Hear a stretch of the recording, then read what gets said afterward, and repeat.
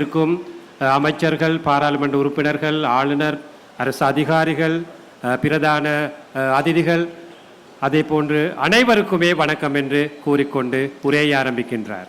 අද අපි ආරම්භ කරන්නේ විශේෂයෙන්ම දීර්ඝ කාලයක් යුද්ධෙන් පසුව විශාල නිවාස ප්‍රමාණයක් හානියට පත් වුණා. නමුත් විශාල කාලයක් ගත වෙලා තිබුණත් එම නිවාස මුළුමනින්ම සාදලා තම අවසන් කරලා නැහැ. நாங்கள் இன்றைய தினத்திலே ஆரம்பிப்பது யுத்தத்தால் பாதிக்கப்பட்ட அந்த மக்களுடைய வீட்டு வசதிகளை பெற்றுக் கொடுக்கும் அந்த திட்டம். உங்களுக்கு தெரியும், யுத்தம் ஆரம்பித்து பல வருடங்கள் கடந்தாலும் இன்னமும் அந்த வீட்டு திட்டங்கள் செய்து முடிக்கவில்லை. ஆகவே அந்த பூர்த்தியாகாத அந்த திட்டத்தை தான் நாங்கள் பூர்த்தி செய்வதற்காக இந்த திட்டத்தை ஆரம்பிக்கின்றோம். මම දන්නවා මේ යාපන දිස්ත්‍රික්කේ ජීවත් වෙන බොහෝ ජනතාව යුද්ධ කාලෙත් අවතැන් වෙලා හිටියා. දැන් යුද්ධෙන් පස්සෙත් අවතැන් වෙලා ඉන්නවා. எனக்கு தெரியும், இந்த யாழ் மாவட்ட மக்கள், இந்த வடமாகாண மக்கள் யுத்த காலத்திலும் நீங்கள் இடம்பெயர்ந்திருந்தீர்கள். யுத்தத்திற்கு பிறகும் இடம்பெயர்ந்து முகாம்களிலே வாழ்ந்து கொண்டு வந்தீர்கள். දීර්ඝ කාලයක් තමන්ගේම නිවසක් නැතුව, තමන්ටම තැනක් නැතුව පවුලක් ජීවත් වීම ඒ තරම් යුක්ති සහගත දෙයක් නොවේ. நீண்ட காலமாக அந்த ஒரு வீடு இல்லாமல், தனக்கே ஒரு உரிய இடம் ஒன்று இல்லாமல் தொடர்ச்சியாக வாழ்வது இலகுவான காரியம் அல்ல. එනිසා අපේ ආණ්ඩුවේ අපේක්ෂාව අපේ කාලය ඇතුළත යුද්ධෙන් අවතැන් වී සිටින සීළු ජනතාවගේ නිවාස ප්‍රශ්නය අපි විසඳනවා.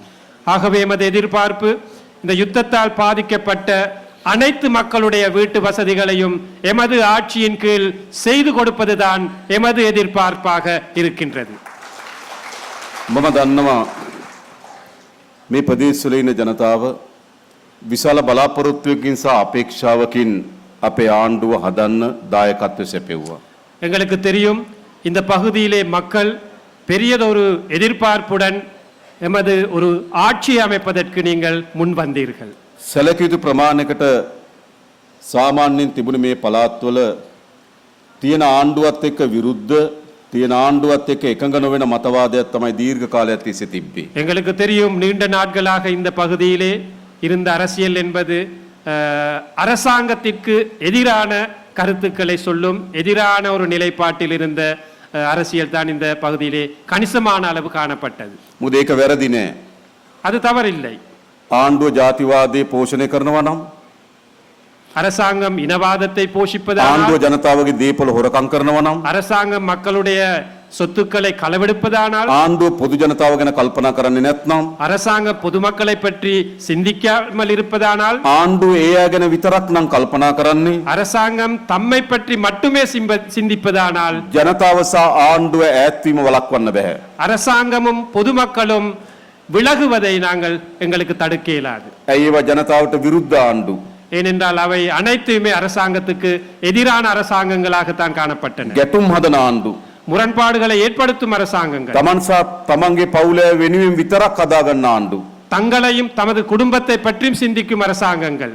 හැබැයි ලංකාවේ පළමු වතාවට ආණ්ඩුවක් හැදලා තිබෙනවා මේ රටේ පොදු ජනතාවගේ ආණ්ඩුව. ஆகவே இலங்கை வரலாற்றிலே முதற் தடவையாக ஒரு அரசாங்கம் அமைக்கப்பட்டிருக்கின்றது. பொதுமக்களுடைய ஒரு அரசாங்கம் அமைத்திருக்கின்றது. මා දන්නවා මැතිවරණයන්හිදී ජනතාව තුළ, විශේෂයෙන්ම උතුරේ ජනතාව තුළ අපි පිළිබඳ යම් කුකුසක්, දෙගිඩියාවක්, සැකයක් තියෙන්නේ නැති. விசேடமாக கடந்த காலங்களிலே அரசியல் எடுத்துக்கொண்டால் இங்கு வாழும் மக்கள் மத்தியிலே எமது கட்சி தொடர்பான ஏதாவது சந்தேகங்கள் காணப்பட்டிருக்கின்றன. අපි බලයට ගේන ඡන්දෙ දුන්නත් යම් සැකයෙන් යුතුව ඡන්දෙ දෙන්නේ නැති. எம்மை ஆட்சிக்கு அமர்த்துவதற்கு வாக்களித்தாலும் ஒரு சந்தேகத்தில் வாக்களித்திருப்பீர்கள்.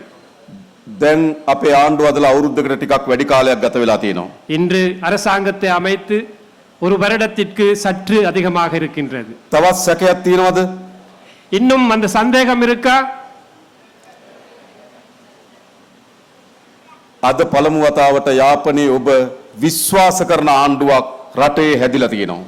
இன்று முதற் தடவையாக அந்த அரசாங்கங்களை நம்பும் வடமாகாண மக்களின் அந்த நம்பிக்கையுடனான ஒரு அரசாங்கம் அமைக்கப்பட்டிருக்கின்றது. විශ්වාස කරනව නේද? நம்புகிறீர்கள் தானே? විශ්වාස කරනවනේ. நம்புகிறீர்களா? ඔව්, අපි එකක් ඔබට කියන්නම්. ஒன்றை நான் கூற விரும்புகிறேன். පළමු කොටම අපි පහළ අමාරුවෙන් ජීවත් වෙන ජනතාවගේ ජීවිතය අපි සුවපත් කරන්න ඕන. முதலாவதாக நாங்கள் ஆக கீழ் மட்டத்தில் இருக்கும் வறுமைக்குட்பட்ட மக்களுடைய அந்த வாழ்க்கையை மேம்படுத்த ඒ வேண்டும். නිසා ආණ්ඩුවක් ලෙස කළ හැකි හැමදේම අපි කරනවා. ஆகவே அரசாங்கம் என்ற அடிப்படையிலே செய்யக்கூடிய அனைத்தையுமே அவர்களுக்காக செய்வோம். ගෙයක් නැති කෙනෙකුට ගෙයක් ලබා දීමට අපි කටයුතු කරන්නම්. ஒரு வீடு இல்லாதவருக்கு ஒரு வீட்டை வழங்குவோம். දරුවන්ට හොඳ අධ්‍යාපනයක් දෙන්න ඕන. ඒ සඳහා වැඩිම මුදල් ප්‍රමාණයක් මේ සැරේ අපි අයවැය ඉලක්කයෙන් වෙන් කරලා තිබෙනවා. பிள்ளைகளுக்கு சிறப்பான கல்வி உரிமையை கொடுக்க வேண்டும். ஆகவே ஒரு வரவு செலவு திட்டத்திலே ஒதுக்கக்கூடிய அதிகூடிய நிதியை கல்விக்காக நாங்கள் இந்த முறை ஒதுக்கி இருக்கின்றோம். හොඳ ආදායම් මාර්ගයක් හදන්න ඕන. சிறந்த ஒரு வருமான வழியை நாங்கள் ஏற்படுத்தணும். විශේෂයෙන් ගත්තොත් කෘෂි කර්මාන්තය, விசேடமாக விவசாயத்துறை, පොල් කර්මාන්තය, தென்னை பயிர்ச்செய்கை, දීවර කර්මාන්තය, கடற்தொழில் துறை, සහ කුඩා සුළු කර්මාන්ත சிறு சிறு கைத்தொழில்களை මේ ප්‍රදේශවල ජනතාවගේ ප්‍රධාන ජීවනෝපාය බවට පත් වෙලා තිබෙනවා. இந்த பகுதியிலே வாழும் மக்களுடைய வாழ்வாதாரங்களாக இருக்கின்றன. අපේ ආණ්ඩුවේ අපේක්ෂාව හැම කර්මාන්තයකටම සහාය දීලා எமது அரசாங்கத்தின் எதிர்பார்ப்பு அந்த அனைத்து துறைகளுக்கும் உதவிகள் ජනතාවගේ வழங்கி ජීවිතේ මේට වඩා උසස් කරන්න. உங்களுடைய வாழ்க்கை இதை விட ஒரு மேல் மட்டத்துக்கு எடுப்பதாகும். ඒ වෙනුවෙන් වැඩ කරන ආණ්ඩුවක්. அவற்றுக்காக வேலை செய்யும் அரசாங்கம். ඒ විතරක් නෙවෙයි අපිට අවශ්‍යයි. அது மட்டுமல்ல, எங்களுக்கு தேவை දීර්ඝ කාලයක්. நீண்ட நாட்களாக මගේ ජීවිතයෙන් වැඩි කාලයක් ගත්තොත් எனது வாழ்க்கையின் கணிசமான ஒரு பங்கை எடுத்தால் යුද්ධයක් යටතේ අපි ජීවත් වුණා. ஒரு யுத்தத்தில் கீழ்தான் நாங்கள் வாழ்ந்தோம். ගැටුම් ඇතුව ජීවත් වුණා. முரண்பாடுகளுடன் வாழ்ந்தோம். සැකයෙන් ජීවත් වුණා. சந்தேகத்தினுடன் வாழ்ந்தோம். වෛර කරමින් ජීවත් වුණා. வைராக்கியத்துடன் வாழ்ந்தோம். එහෙම තිබුණානේ. அப்படி இருந்ததுதானே දෙමළ ජනතාව කෙරෙහි தமிழ் மக்கள் மீது සිංහල ජාතිවාදී කණ්ඩායම් සැකයෙන් බලනවා. சிங்கள இனவாதிகள் சந்தேகத்துடன் பார்த்தார். සිංහල ජනතාව කෙරෙහි சிங்கள மக்களை දෙමළ ජාතිවාදී කණ්ඩායම් සැකයෙන් බලනවා. தமிழ் இனவாதிகள் சந்தேகத்துடன் பார்த்தார். දීර්ඝ කාලයක් ගැටුමක් තිබුණා. நீண்ட நாட்களான முரண்பாடு ඒ இருந்தது. ගැටුමෙන් අපි කාටවත් ප්‍රතිඵල ලැබුණේ නැහැ. அந்த முரண்பாட்டில் நாங்கள் யாருக்குமே நல்லது கிடைக்கவில்லை. මොනවද ඒ ගැටුමෙන් අපිට ඉතුරුනේ? அந்த முருகல் நிலையிலே, அந்த யுத்தத்திலே எங்களுக்கு என்ன மிஞ்சியது? නිවාස හිමුණු පවුල්, வீடுகள் இல்லாத குடும்பங்கள், අම්මා තාත්තා හිමුණු දරුවන්, பெற்றோர்கள் இழந்த பிள்ளைகள், ආර්ථිකයෙන් මුළුමනින්ම කඩාවැටිලා, பொருளாதாரம் முற்றாகவே சரிவடைந்து, ඥාතීන් මිතුරන් අහිමි වෙලා, உற்றார் உறவினர்களை இழந்த, උතුරේ දකුණේ දෙකේම வடக்கிலும் தெற்கிலும் இரண்டு මේ பகுதிகளிலும் ව්‍යසනයේ ගොදුරු බවට පත් වුණා. இந்த யுத்தத்தில் அல்லது இந்த பாதிப்பிலே பாதிக்கப்பட்ட மக்கள் தான் மிஞ்சினார்கள். ඒ මුළු විනාශයේ පිටිපස්සෙම තිබුණේ அந்த அந்த அழிவுகளின் பின்னால் இருந்தது දේශපාලනය. அரசியல் தான் இருந்தது. බලය ලබා ගැනීම. அதிகாரத்தை பெற்றுக்கொள்ளும் தேவை. බලය ලබා ගැනීම වෙනුවෙන් සිංහල ජනතාව උසිගන්නනවා. அதிகாரத்தை பெற்றுக்கொள்வதற்காக சிங்கள மக்களை உசுப்பேத்தினார்கள். බලය ලබා ගැනීම වෙනුවෙන් දෙමළ ජනතාව උසිගන්නනවා. பதவிக்காக தமிழ் மக்களை உசுப்பேத்தினார்கள். මෙහෙම ජාතිවාදී දේශපාලනයක් තිබුණා. இவ்வாறு இனவாத அரசியல் தான் காணப்பட்டது. අදත් තනින් තන இன்றும் சில இடங்களிலே එක්ක පුරාවස්තුවක් කේන්ද්‍ර කරගෙන, ஒரு தொல்பொருள் அந்த நிலையத்தை மையமாக வைத்து, එක්ක ආගමික ස්ථානයක් කේන්ද්‍ර කරගෙන அல்லது ஒரு மதஸ்தானத்தை மையமாக வைத்து මේ ජාතිවාදී ගැටුමස් අවුලන්න උත්සාහ කරනවා. இந்த இனவாத முருகல் நிலை ஏற்படுத்த மீண்டும் முயற்சிக்கிறார்கள். මම ඔබලට එක සහතිකයක් දෙන්නම්. நான் ஒரு உறுதியை உங்களுக்கு வழங்குகிறேன். යලි අපේ රටේ மீண்டும் எமது நாட்டிலே උතුරේද வடக்கிலோ, දකුණේද தெற்கிலோ, නැගෙනහිරද கிழக்கிலோ, කවර ප්‍රදේශකවත් எந்த ஒரு பகுதியிலுமே සිංහල වේවා சிங்களமாக இருக்கட்டும், தமிழாக இருக்கட்டும், මුස්ලිම් වේවා முஸ்லிமாக இருக்கட்டும், කිසිදු ජාතිවාදයකට අපි ඉඩ නොදෙන බව මම සහතික කරනවා. எந்த ஒரு இனவாதத்துக்கும் நாங்கள் இடமளிக்க மாட்டோம் என்று கூற விரும்புகின்றோம். අපිට අවශ්‍ය මොන වගේ රටක්ද? எங்களுக்கு எவ்வாறான ஒரு நாடு தேவை? අපි සහෝදරත්වයෙන් நாங்கள் அனைவருமே සමගිය சகோதரர்களாக ජීවත් වෙන රටක් අපිට අවශ්‍යයි. அமைதியாக ஒற்றுமையாக வாழும் ஒரு நாடு தேவை. ඒ වගේම அதே போன்று හොඳ ආර්ථික ජීවිතයක් තියෙන, சிறப்பான ஒரு பொருளாதார வாழ்க்கை, විනෝදයේ තියෙන, பொழுதுபோக்கு உடனான සතුට තියෙන சந்தோஷமான ජීවිතයක් අපිට අවශ්‍යයි. வாழ்க்கை எங்களுக்கு தேவை. අපේ යාපනයේ තාමත් විශාල ක්‍රීඩාංගණයක් සැලසුම් කරලා තිබෙනවා සකස් කරන්න. இந்த யாழ் மாவட்டத்திலே சிறப்பான ஒரு விளையாட்டு மைதானம் அமைப்பதற்கு ඒකේ நாங்கள் යම් ඉඩම් ප්‍රශ්නයක් திட்டமிட்டிருக்கிறோம். මතුවලා තිබෙනවා. அதற்கு நாங்கள் நிதி ஒதுக்கீடு செய்திருக்கிறோம். මම ඊයේ දිසාපතිතුමත් එක්ක කතා කරා කොහොමද ඉස්සදන්න කියලා. அரசாங்க அதிபருடன் கதைத்தோம் இது தொடர்பாக. ඒ වැඩ කටයුතු මේ අවුරුද්ද ඇතුළත ඉතා වේගෙන් අපි අවසන් කරනවා. அந்த திட்டம் இந்த வருடத்திலே மிக வேகமாக நாங்கள் செய்து கொண்டிருக்கின்றோம். දරුවන්ට සෙල්ලම් කරන්න, பிள்ளைகளுக்கு விளையாடுவதற்காக, දරුවන්ට තමන්ගේ සතුට විනෝදේ එකතු කරගන්න பிள்ளைகளுக்கு பொழுதுபோக்கு சந்தோஷமாக வாழக்கூடிய ஒரு இடம். ඒ අවස්ථා අපි ඇති කරන්න ඕන. அந்த சந்தர்ப்பங்களை நாங்கள் ஏற்படுத்த අපි வேண்டும். ගුවස්ස ක්‍රීඩාංගණයක් හදන්න යාපනයේ දිස්ත්‍රික්කයේ යාපනයේ නගරේ සැලසුම් කරා. நாங்கள் உள்ளக விளையாட்டரங்கு அமைப்பதற்காக யாழ் நகரிலே திட்டமிட்டோம். නමුත් දේශපාලකයන් විසින්ම ஆனால் அரசியல்வாதிகள் ஊடாக අධිකරණයට ගිහින් නඩුවක් දැම්මා. நீதிமன்றத்திலே வழக்கு தொடரப்பட்டிருக்கிறது. දන්නව නේද? தெரியுமா உங்களுக்கு? තමුන්නාන්සලාට ඕන මොකද්ද? உங்களுக்கு தேவை என்ன? ඒ ගුවස්ස ක්‍රීඩාංගණය අවශ්‍යද නැද්ද? அந்த உள்ளக விளையாட்டரங்கு உங்களுக்கு தேவையா இல்லையா? යාපනයේ දරුවන්ට අවශ්‍යයි. யாழ்ப்பாண பிள்ளைகளுக்கு தேவையா இல்லையா? හැබැයි දේශපාලක නඩු දානවා. ஆனால் அரசியல்வாதிகள் வழக்கு தொடர்கிறார்கள். ඒකට මොකද්ද? அதாவது ඒගොල්ලෝ ජනතාවට විරුද්ධ දේශපාලනයක්. அவர்கள் மக்களுக்கு எதிரான ஒரு அரசியலை கொண்டு අපිට செல்கிறார்கள். ඉක්මනින් ඒ නඩුව අවසන් කරලා நாங்கள் மிக விரைவாக அந்த எத்தனை வழக்கை நாங்கள் நிவர்த்தி செய்கிறோம். එතනම හෝ அந்த இடத்தில் ඒ ආසන්න තැනක அல்லது அதுக்கு சார்பான ஒரு இடத்தில் கிட்ட මේ இடத்தில் ගුවස්ස ක්‍රීඩාංගණයේ වැඩ කටයුතු මේ අවුරුද්දේ අවසන් කිරීමට අපි සැලසුම් කරලා තිබෙනවා. அந்த உள்ளக விளையாட்டு அரங்கை அமைப்பதற்கு நாங்கள் இந்த வருடத்திலே திட்டமிடுவோம்.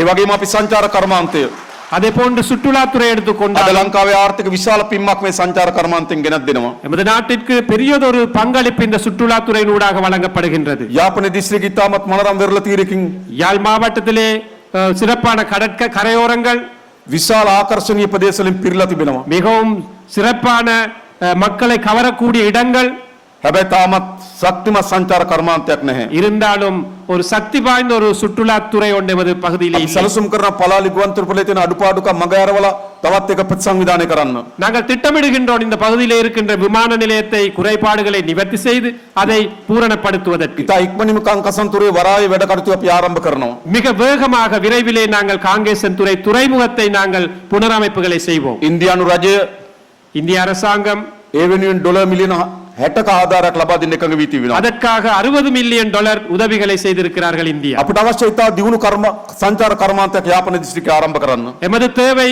மிகவும் சிறப்பான ஒரு சுற்றுலாத்துறை ஒன்று இந்த வடமாகாணத்திலே அமைக்க ඒ வேண்டும். සඳහා සැලසුම් අපි සකස් කරලා තිබෙනවා. அதற்காக ஒரு நாங்கள் திட்டமிட்டு இருக்கின்றோம். දරුවන්ට හොඳ රස්සා අවශ්‍යයි. பிள்ளைகளுக்காக உங்களது பிள்ளைகளுக்காக சிறப்பான தொழில் வாய்ப்புகள் හොඳ தேவை. ආර්ථිකයක් අවශ්‍යයි. நல்ல ஒரு பொருளாதாரம் தேவை. ඒ ආර්ථික අවස්ථා හදලා දෙනක ආණ්ඩුවක් හැටියට අපේ වගකීම. அந்த பொருளாதாரத்தை அமைத்துக் கொடுக்கும் பொறுப்பு வாய்ந்த அரசாங்கமாக நாங்கள் இருப்போம். අපේ වගකීම ඉටු කිරීම සඳහා කටයුතු කරනවා. நாங்கள் அந்த பொறுப்பை ஆற்றுவதற்காக செயல்படுவோம். මා හිතනවා මේ ඉන්න අම්මලා තාත්තලා සහෝදර சகோதරියන් நான் நினைக்கின்றேன் இங்கு வந்திருக்கும் தாய் தந்தையர்கள் சகோதர சகோதரிகள் තමන්ගේ ජීවිත කාලේ පළමු අවස්ථාව වෙන්නේ නැති தமது வாழ்க்கையிலே முதற் தடவையாக இருக்கும் අමාත්‍යවරු அமைச்சர்கள் ජනාධිපතිවරු ஜனாதிபதிகள் අමාත්‍යංශ ලේකම්වරු அமைச்சின் செயலாளர்கள் සහභාගී වෙන රැස්වීමකට ඇවිල්ලා තියෙනවා. கலந்து கொள்ளும் ஒரு கூட்டத்தில் கலந்து கொள்ளும் முதற் தடவையாக இருக்கும் உங்களுக்கு. එහෙම නේද? அப்படித்தானே අපිට අවශ්‍යයි எங்களுக்கு தேவை මේ බිඳුණු හදවත් අපි යා කරන්න ඕන. இந்த சிதறடிக்கப்பட்ட மனங்களை உள்ளங்களை ஒன்று சேர்க்க வேண்டும். සැකේ අවිශ්වාසය තුරන් කරන්න ඕන. சந்தேகத்தை இல்லாதொழிக்க வேண்டும். අපේ පරම්පරාව යුද්ධ කරගත්තා. எமது பரம்பரை யுத்தம் செய்து கொண்டார்கள். අපේ පරම්පරාව ගැටුම් ඇති කරගත්තා. எமது பரம்பரை முருகல் நிலை ஏற்படுத்திக் අපේ கொண்டார்கள். දරුවන්ගේ පරම්පරාවට எமது பிள்ளைகளின் பரம்பரை ගැටුම් ඇති වෙන රටක් முருகல் இல்லாத ஒரு முரண்பாடுகள் இல்லாத ஒரு நாடு, රටක් யுத்தம் இல்லாத ஒரு நாடு, සමගියෙන් ජීවත් වෙන රටක් අපි හදන්න ඕන. ஒற்றுமையாக வாழக்கூடிய ஒரு நாட்டை அமைக்க ඒ වෙනුවෙන් வேண்டும். අපි හැමදෙනාම එකතු වෙන්න ඕන. அதற்காக நாங்கள் அனைவரும் ஒன்று சேர මා வேண்டும். විශ්වාස කරන මේ අම්මලා තාත්තලා සහෝදර සහෝදරියන් நாங்கள் நம்புகின்றோம் இந்த தாய் தந்தையர் சகோதர சகோதரிகள் அனைவரும் නිර්භීත පියවරක් ගත්තා. ஒரு துணிச்சலான ஒரு முடிவு எடுத்தீர்கள். දැකලා නැති අපිව எம்மை பார்க்காத எம்மை අහලා නැති අපිව தெரியாத எம்மை நம்பி විශ්වාස කරලා අපිට එකතු වෙලා ඉන්නවා. நம்பிக்கையுடன் நம்முடன் ஒன்று சேர்ந்திருக்கிறீர்கள். අපි ආණ්ඩුව හදාගන්න මැදිහත් වෙලා තිබෙනවා. நாங்கள் அரசாங்கத்தை அமைப்பதற்கு ஒன்று சேர்ந்திருக்கின்றோம். එහෙනම් අනෙක් පස්සෙන් අපිට තියෙන බැඳීම මොකද්ද? மறுபுறத்திலே எமக்குள்ள உடன்பாடு என்ன? ඔයගොල්ලෝ අපි කරේ විශ්වාසය තබලා තිබෙනවා. நீங்கள் எம்மை பற்றி நம்பி இருக்கிறீர்கள். මොකද අපිට තියෙන බැඳීම? என்ன எங்களுக்கும் உங்களுக்கும் உள்ள தொடர்பு? ඔබ අප කරේ තබන විශ්වාසය நீங்கள் எம் மீது வைத்திருக்கும் இந்த நம்பிக்கை කිසිසේත්ම පළුදු වෙන්නේ නැතුව ஒருபோதும் பழுதடையாமல் சிதறடிக்காமல் තව තවත් විශ්වාසය இன்னும் நம்பக்கூடிய வகையிலே அன்பு, ලිංගතුකම ஆதரவு, වර්ධනය වෙන ආණ්ඩුවක් வலுவூட்டும் அரசாங்கமாக වර්ධනය වෙන නායකයින් மேம்படுத்துவதற்கான தலைவர்களாக තමුන්නාන්සලා අපිව අත්හැරලා යන්නේ නැහැ වගේම நீங்கள் எம்மை விட்டு விலக மாட்டீர்கள் என்ற அதே நேரம் අපිත් තමුන්නාන්සලා අත්හැරලා යන්නේ නැහැ. நாங்கள் ஒருபோதும் உங்களையும் கைவிட மாட்டோம் என்று கூற விரும்புகின்றோம். අපි එකතු වෙලා මේ රට හදමු. நாங்கள் அனைவருமே ஒன்று சேர்ந்து இந்த நாட்டை ඒ වෙනුවෙන් සියලු கட்டியெழுப்புவோம். දෙනා அதற்காக உங்கள் அனைவருக்கும் සහෝදරත්වයෙන් ஒற்றுமையாக අරමුණක් සහිතව ஒரு குறிக்கோளுக்காக එකතුව වැඩ කරමු කියලා ඉල්ලා සිටමින් මා අතර වෙනවා. බොහොම ස්තුතියි. නන්දි. ஒன்று சேர்ந்து செயல்படுவோம் என்று கூறிக்கொண்டு